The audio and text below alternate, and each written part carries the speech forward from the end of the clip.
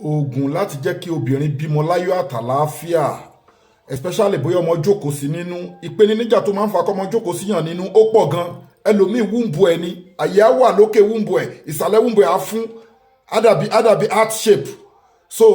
ọ̀rọ̀ pọ̀ lórí ẹ̀ so àwọn míì dẹ̀ ni wọ́n máa mọ́ fi ń dásẹ̀ rí àfẹ́ lómìn láwọn ìka ẹ̀dá ẹlòmíì dẹ̀ ni ọmọ adẹ́bù nínú ẹ̀ abẹ́lómìn too much of miscarriage ètò yìí ni kó wá lọ ṣe bá mi get virgin olive oil original virgin olive oil wá bá mi wá ewé ọyọ́yọ́ ewédú pẹ̀lú ewé abíwẹ́rẹ́ wá gbó pẹ̀lú omi kó tìkì kó sẹ́ kó wá rọ́ kó mix ẹ̀ pọ̀ mọ́ virgin olive oil kó ṣèkì ẹ̀ pọ̀ kí obìnrin tó wà nínú oyún yẹn kó máa mú ẹni tó bá ní miscarriage kó máa mú farabalẹ̀ kó gbọ́ fídíò ìdélẹ̀ o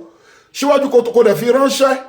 kó fi fídíò ìránṣẹ́ káwọn èèyàn kan jáfàní síwájú kó tó ṣiṣẹ́ ìkọ́lọ́bálágbára fún sàkáǹtì àwọn ọmọ aláìní àkáǹtì nọ́mbà ní fáwọn ọmọ aláìní 0123214254 àkáǹtì nọ́mbà fáwọn aláìní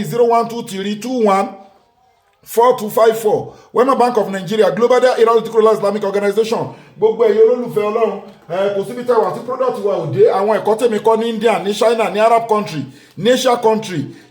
tí mo gba doctor tí mo dẹ̀ gba professor lé lórí níbi sí ní láì tààlà iṣẹ́ tí mo bá ń lé tí bàbá mi ń ṣe ni kò yẹ yín nísìn iṣẹ́ tí bàbá wa ń ṣe ni tó fi lé wa lọ́wọ́ ni alhamdulillah akẹ́kọ̀ọ́ káàkiri Nàìjíríà káàkiri Africa gbogbo àwọn product wa dẹ̀ gba láàbù kọjá cancer diabetes asthma irú ọ̀lì wọn yìí ń sìn ikú nìkan ni kò lè wò ó lọ́wọ́ ayénú lẹ́sẹ̀ ayénú ẹlòmíì ní fibroid ẹlòmíì wọ́n mú nǹkan ọmọkùnrin ẹni tó ń bá mú nǹkan ọmọkùnrin ó yàtọ̀ sí ìdákọ́lé ó yàtọ̀ sí arúgbòsà ó yàtọ̀ sí pé ó ní demand power a ní package tá a máa ń ṣe tó ń bá mú nǹkan ọmọkùnrin a ní package tá a ń ṣe fún obìnrin tó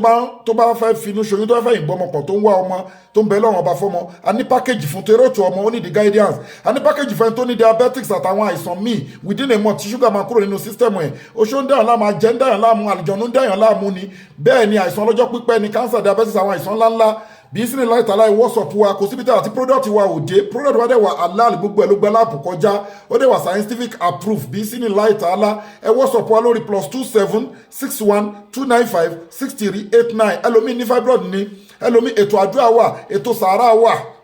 bẹ́ẹ̀ ni ètò àwẹ̀ wà tó lẹ́jìtì láì ní fìtọ̀fọ̀gbẹ́ halal powder wà tó jẹ́ pé kì í ṣoṣólẹ̀ kì í ṣọ̀yọ́nú ayé kì í ṣe múlẹ̀ àgbà kì í ṣe ẹ̀bẹ̀ àgbà ò bẹ́ anybody halal powder ní tó yẹ kó máa create a solid barrier between you and evil world monitoring spirit ò ní rí ẹ mọ́ bí í sí ní ilá ìta alá ibi tí halal bá ti ń sọ̀rọ̀ aráàmù máa ń sádànù ni bẹ́ẹ̀ ni ibi tọ́lọ̀ bá ti ń dún nǹkan tó ń jẹ́ ìfò kì í dúró síbẹ̀ innal izzata lillahi jami'a gbogbo agbára ọlọ́run ọba lónìí ẹ wọ́sọ̀pọ̀ lórí èké nínú ìpeni níjà àwọn product wa ní lóríṣiríṣi kò síbi tí àti product wa òde DHL la fi ń DHL láti South Africa lọ sẹ́ni ìwé adẹ́nu GIG logistic company masalamu wa ilẹ̀